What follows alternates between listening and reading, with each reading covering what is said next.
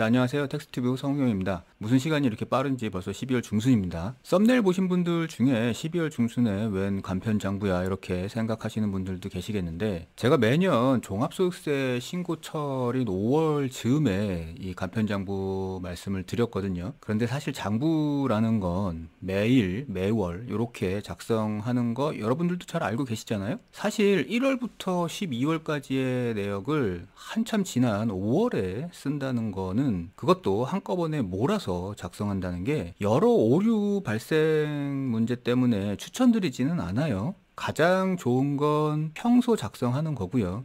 그런 의미에서 12월에는 막판 점검이 한 번 정도는 필요하죠. 그래서 오늘은 간편장부 얘기를 좀 해볼 거고요. 그 중에서도 간편장부 작성을 위해서 준비해야 되는 자료들을 조금 더 쉽게 준비할 수 있는 팁을 소개해 드릴 건데요. 뭐냐 하면 하나은행에서만 제공하고 있는 거래내역 간편전송이라는 서비스입니다. 사실 모든 개인사업자는 종합소득세 신고를 하기 위해서 장부라는 것을 작성해야 하죠. 근데 원칙적으로는 복식북이라는 어려운 방법으로 작성을 해야 해요.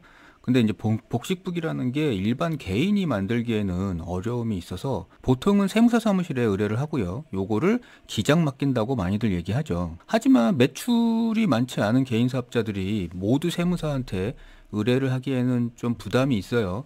그래서 이제 일정 규모가 안 되는 개인 사업자들은 복식북이 대신에 좀 더 간단히 쓸 수 있는 간편장부라는 걸로 대체할 수 있게 해줬죠. 우리 구독자님들은 잘 아시겠지만 간편장부는 이제 조금만 공부하시면 누구나 작성하실 수 있어요. 그리고 간편장부로도 종합소득세 신고를 하실 수 있는 개인 사업자분들은 5월쯤 되면 이제 세무서에서 그 신고 안내문을 보내주거든요. 종합소득세 신고 안내문에 보면 이렇게 간편장부 대상자라고 표시되어 있는 요런 안내문을 받으시게 되면 이제 간편장부로 신고할 수 있다고 생각하시면 됩니다. 그리고 장부라는 건 1년 동안 매일매일 어떤 매출로 돈이 얼마가 들어왔고, 그리고 또 비용으로 돈을 얼마나 지출했는지를 이제 기록한다는 건 잘 알고 계시죠. 그런데 이제 이런 기록을 하려면 뭔가 근거가 있어야 될 거예요. 그냥 내 머릿속에 기억에 따라서만 작성을 할 수는 이제 없죠. 그래서 제가 간편장부 작성 방법을 설명드릴 때 세금 계산서, 계산서, 뭐 카드 명세서, 현금 영수증, 뭐 대출이자 납부 내역, 뭐 요런 자료를 먼저 다운 받아 놓으라고 말씀을 드리는데요. 사실 여기에는 하나 더 계좌 내역도 포함됩니다. 간편장부 작성에 왜 계좌 내역도 필요하냐라고 하실 수 있는데, 이게 가장 기본적인 자료가 사업자 계좌 내역이 됩니다. 항상 간편장부 설명을 짧은 시간에 드리다 보니까 증빙들만 이렇게 말씀을 드리는데, 계좌 내역도 가져다 놓고 체크를 함께 하셔야 돼요. 이게 왜냐하면 대표적으로 이런 경우들 때문이죠. 분명 계좌에서 지급은 되어 있는데 세금 계산서 발행이 안 되어 있거나, 반대로 돈을 받았는데 발행을 내가 안 한 경우, 그러니까 이러면 문제가 좀 생깁니다. 혹은 증빙이 없이 지출되는 돈들도 있어요. 이런 건 계좌 내역이 있어야 알 수 있죠. 예를 들어 가지고 임차 보증금이나 아니면 비용인데 현금으로 지출되는 비용, 요런 것들을 놓치면 당연히 안 되겠죠. 이런 것들이 지금 12월 전에 점검이 필요하다고 말씀드리는 이유이기도 하고요. 한 해가 가기 전에 이런 부분들 체크 한번 해보면 좋겠죠. 여하튼 이런 자료들을 이렇게 다운을 받아놓고 이 중에서 필요한 것들을 이렇게 가져다가 여기 간편장부로 이렇게 옮겨 작성하면 이제 신고에 필요한 간편장부가 되는 겁니다. 당연히 이런 자료들은 간편장부가 엑셀 서식이다 보니 자료 역시 이렇게 엑셀 서식이면 더 좋겠죠. 그런데요, 이 자료를 준비한다는 게 좀 번거로운 경우가 있어요. 그러니까 매번 제가 간편장부는 자료 준비만 다 해도 절반은 한 거다라고 말씀을 드리는데, 어떤 경우냐 하면 이런 거죠. 사업을 하다 보면 은행 거래를 한 군데만 하는 게 아니라 여러 은행과 하게 되는 경우가 있어요. 카드도 마찬가지로 여러 카드를 사용하는 경우가 있죠. 아마도 사업을 오래 하면 할수록 거래 은행이나 카드사가 늘어나게 될 겁니다. 이렇게 되면 장부 작성할 때 여기에 들어가 가지고 다운받고 또 여기에 들어가서 다운받고 이래야 하거든요. 그게 이제 한두 군데면 참겠는데, 이게 세 군데 이상만 넘어가도 뭐 인증하고 다운받고 인증하고 다운받고 이렇게 하는 게 짜증나기 시작하죠. 그래서 이제 팁 하나를 알려드리려고 합니다. 뭐냐 하면 하나은행의 거래 내역 간편 전송 서비스라는 건데요. 한 번에 여러 은행의 계좌 내역이나 대출 내역, 카드사의 카드 명세서까지 본인이 원하는 이메일로 보내주는 거예요. 이 서비스가 좋은 이유는요. 그러니까 여러 은행을 사용하시는 사장님들이 여기서 다운받고 또 여기서 다운받고 그리고 다운받은 거 정리하고 해야 하잖아요. 이제 거래 은행이 많으면 다운받고 나서도 이 파일이 어느 은행인지 헷갈리기도 해요. 그런데 이제 이럴 필요가 없어진다는 거죠. 그냥 하나은행 앱에 들어가서 은행들 선택만 하고 그리고 전송을 딱 누르면 이런 자료들을 이메일로 한꺼번에 보내준다 하는 거죠. 더구나 여기 보시는 것처럼 엑셀 파일로 보내주고요. 더더구나 카드 사용 내역과 대출 이자 내역도 받을 수 있다라는 사실을 저도 최근에 알았네요. 자, 이제 어떤 건지 제가 한번 해볼게요.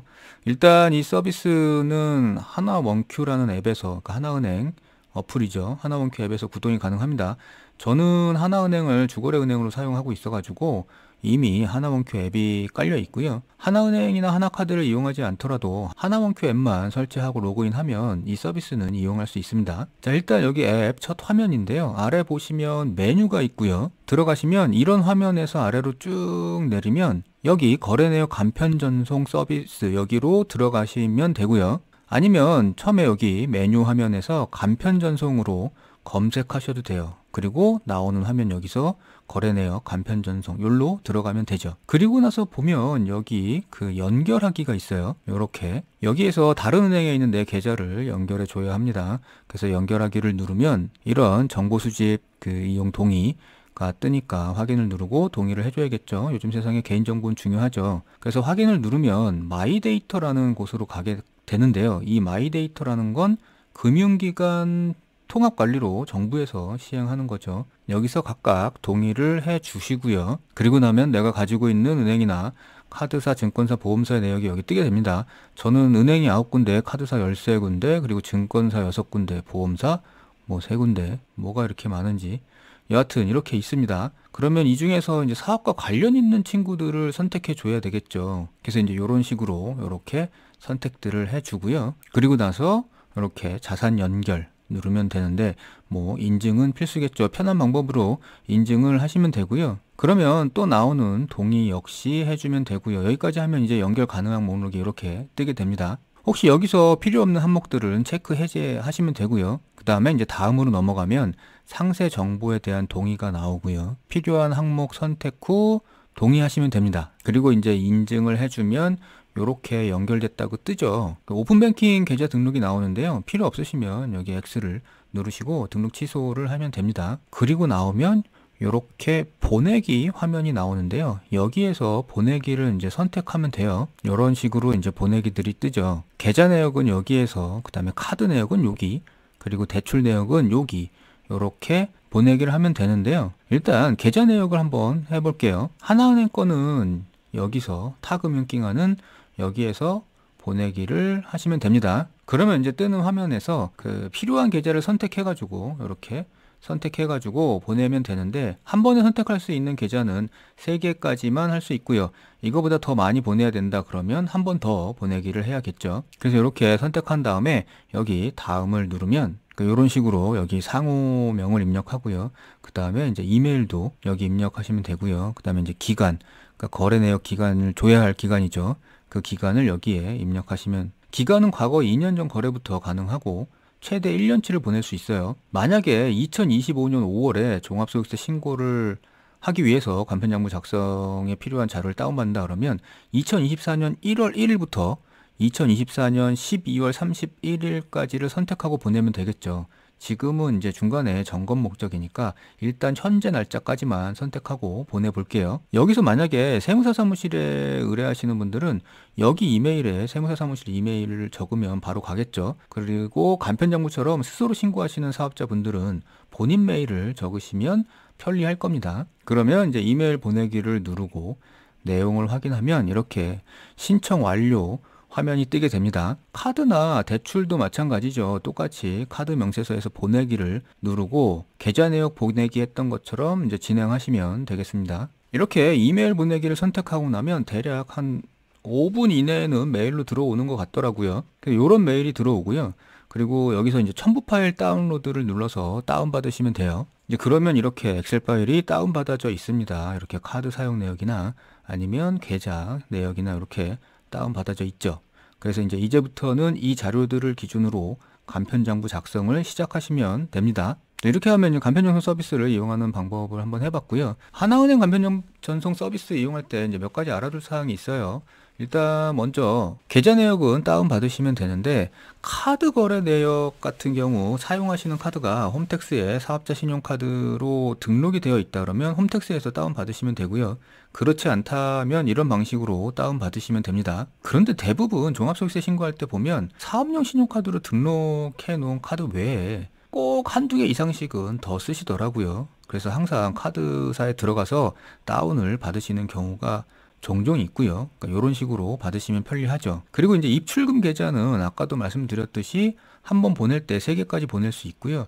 더 보내려면 이제 2번 보내면 되겠죠. 대출 거래 내용은 개수 제한 없고요. 카드 명세서는 카드사별로 개수 제한 없이 한 번에 보낼 수 있습니다. 이메일은 목적에 맞게 전송하시면 돼요. 세무사 사무실 이메일이나 본인 이메일이나 원하는 주소로 보내시면 되고요.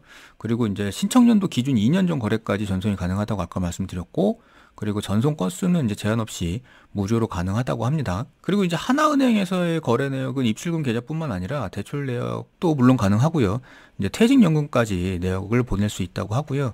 서비스를 이용할 수 있는 시간은 오전 7시부터 오후 11시까지로 정해져 있는데, 이제 공휴일 관계없이 언제든지 이용할 수 있다고 하고요. 그리고 이제 이 서비스는 신청하고 나면 신청한 건이 잘 처리되는지 알림톡으로 알려주기도 하고요. 신청 내역 확인으로 들어가면 과거 1년간 전송했던 내역을 확인할 수 있네요. 전송 일시나 아니면 전송 항목이나 이메일 등 뭐 이런 것들을 확인할 수 있다고 하고요. 그리고 전송이 불가능한 항목도 있어요. 지금은 이제 개인 마이데이터로 가져올 수 있는 것만 가능해서 기업 쪽은 불가능하죠. 그러니까 기업 대출이나 기업 카드 등은 불가능하고요. 그리고 체크카드도 안 되고, 그리고 해지된 계좌나 카드, 그리고 사고 신고된 계좌나 카드는 전송이 불가능하다고 합니다.